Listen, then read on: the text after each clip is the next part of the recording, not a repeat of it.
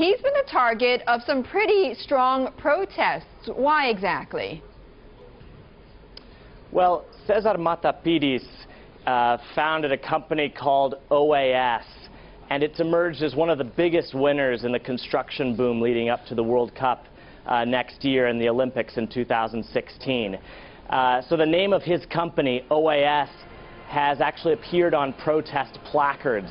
And what people are upset about, basically, is that the government is offering subsidized loans to his company to build these stadiums, and they think that money would be better spent on healthcare, education, and public transportation. So what has he said? What has Pires said? What has the company said in reaction to these protests, Alex? Well, Mata Pires himself didn't talk to us. He's extremely low profile. He avoids the public eye at all costs.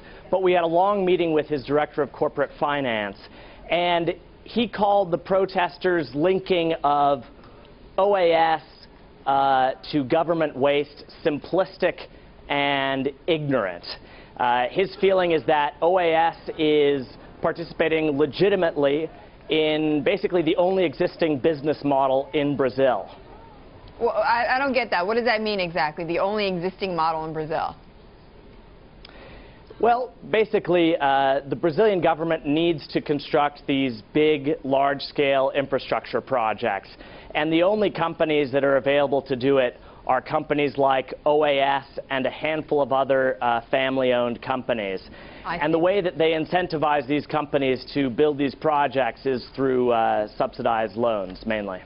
Alex, you mentioned that he is a very private person. So what little do we know about him, about this hidden billionaire? Well, we know that he was born in the northeastern city of Salvador in 1950, and he started a construction firm there.